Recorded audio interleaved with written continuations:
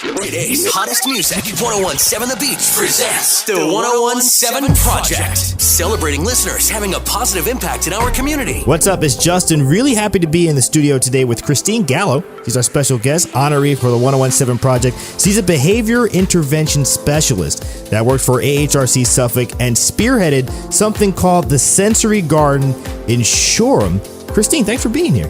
It's great to be here. Thank you for having me. All right, so let me ask you to start. Tell me about AHRC Suffolk and how you got started there. Great. AHRC Suffolk is an organization that provides supports and services to children and adults with intellectual and other developmental disabilities. All across Suffolk County? Yep. All right, so now, when did you start there? How long ago did you start there? I've worked for AHRC for almost 10 years. Wow. Yeah. Through AHRC, you started this Sensory Garden in Shoreham, which is actually one of my favorite places, right down the block from Phil's. Tell me a little bit about how you came up with the idea for a sensory garden. Sure. Well, when I started to work for AHRC, I always had a very specific interest in working with people with sensory processing disorders, which many people with developmental disabilities have. Different degrees of sensory processing disorders, as does everybody. You know, some research shows that 1 in 20 kids have a degree of sensory processing disorder. And that was always an interest of mine. A sensory processing disorder, is we all experience our lives through our senses. Every experience that you have, every memory that you have, all the information comes in through your senses. What something sounded like, remembering how someone smelled, all those different things come in through your senses. So some people have trouble, their bodies have trouble integrating that information, whether they experience it too intensely. So imagine if a hug hurt, then I'm experiencing things too intensely, or not intensely enough where I'm craving more and more and more because I'm not really getting that sensory input. Wow. Okay. So the Sensory Garden now is a way of stimulating all 5 senses. Absolutely. For someone that might have a sensory perception disorder. So this could be a tough question to pin down, to pinpoint, but what would you have to say if you had to say what was the main inspiration behind creating the Sensory Garden? What would you say? I would say it's the people who live at the homes at Shoreham, where the Sensory Garden is located. Our senses are what gives our lives meaning, and I've always looked for ways to not only give them more meaning to their lives, but again, through sensory modalities, helping them to make sense of information that comes in through their senses.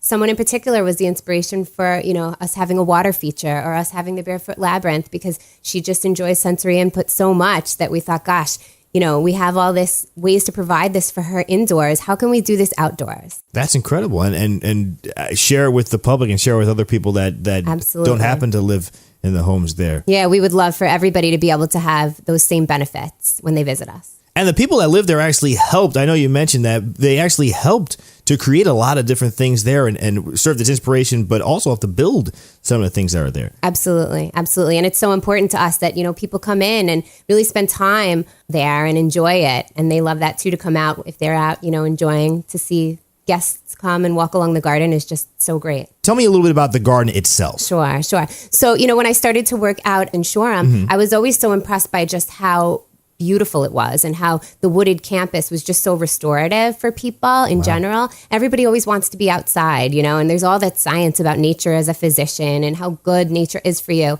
So for me, it felt like a no-brainer to kind of combine those two thoughts. AHRC has these cutting-edge research-based indoor sensory locations throughout our different locations. And I thought, gosh, wouldn't it be great to combine those two things? Nature is so restorative with the science behind sensory integration. So we developed the garden, kind of came up with the idea to utilize the land to really do that for people.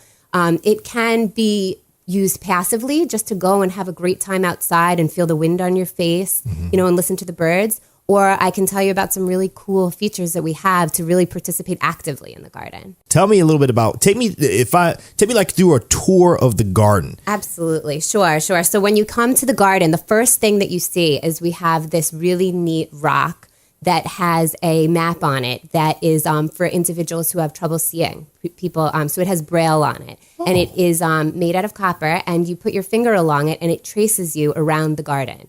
So you know what to expect, what's at each different place. So that's the first thing you see. Wow. So you get, right off the bat, you have a map of the garden that someone who might have an issue seeing can now visualize the layout of the garden. That's incredible. Yes. Okay, that's step one, right? Yes. And the inspiration for that was actually from Maine's Coastal Botanical Gardens. they have a feature like that in their garden. When I had done research on sensory gardens, that was really my favorite one that I just kept going back to in designing ours. Yeah, that's incredible. All right, so now phase 2, what's the next thing you'll run into? Okay, so then as you're going through the garden, we have different areas for each sense: sight, hearing, taste, touch, smell.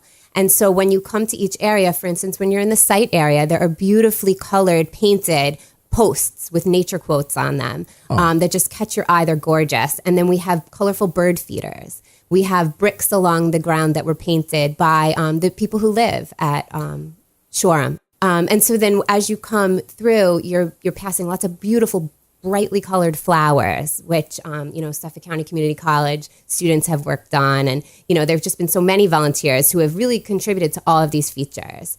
As you come to the taste area, we have these raised beds of vegetable gardens, of vegetables and fruits and herbs that you can actually pick and eat under our taste pavilion in a salad. Yeah. Wow. And we had Girl Scouts working on that. So we had different, community members working with that as well. Very cool. Yeah. And then once you pass the taste pavilion, we have what's called, this was also an inspiration from Maine's Coastal Botanical Garden, what's called a barefoot walking labyrinth. So that sounds nice. It's so cool. You can take off your shoes and you can actually walk among the labyrinth, which is made of different river rocks, and experience the electrons from the earth coming up through your feet and the reflexology of the river rocks under your feet. That's incredible. Yeah. And then once you pass there, we acknowledge, of course, that not everybody can take off their shoes and walk throughout that. So we have an option for that for people who can't.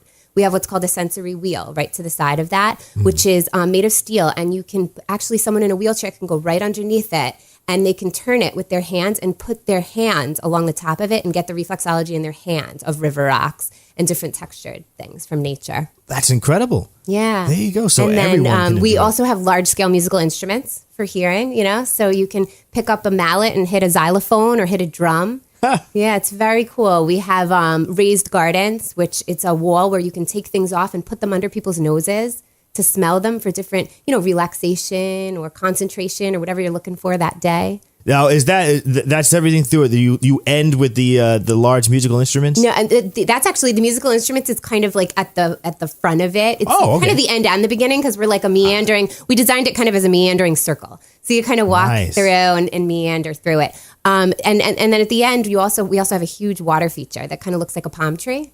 And when it's turned on, it's like a huge sprinkler effect, almost like a splash pad type effect. This sounds like a very relaxing thing to do, something to bring your whole family to, right? So who can go? Is it open to the public? We are open to the public, absolutely. Right now, we're closed for the season. We just finished up our first season, and then we'll be opening in May for our second season, which we're very excited about. Very cool. So for someone to get some more information about the Sensory Garden right in Shoreham, it's across the street from the high school, right? Yes, it's directly across from Shoreham Wading River High School.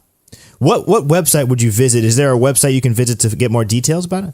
Yeah, AHRC's website, or you could call our foundation department at 585-0100. 585-0100? Yes. And we're very interested. We've done field trips with schools and different community organizations. We've done, different types of things like that. We're open to events. We would love to just have anybody come and enjoy it. Well, you know what? I'll tell you what. You're going to see me there. I'm going to go there. That sounds like a lot of fun. A really nice thing to do. I can after a long winter, to go out and walk through a nice garden in the spring. Sounds like a great thing to do. And Definitely. It's free, isn't it? It is free. Absolutely, yes. That's a great selling point. Yeah. That is free. Yeah. Sensory Garden in Shoreham, right across the street from the high school. I'm talking with Christine Gallo, Behavior Intervention Specialist, who spearheaded the whole thing. This is your brainchild, Christine, right? Yes. Unbelievable. Of course, she's our honoree for the 1017 Project for that. Get more details about everything that they do at AHRC and the Sensory Garden at ahrcsuffolk.org. And of course, go down to the Sensory Garden, right? Yes, we would love to have you. Thank you, Christine, for being here. Thank you for having me.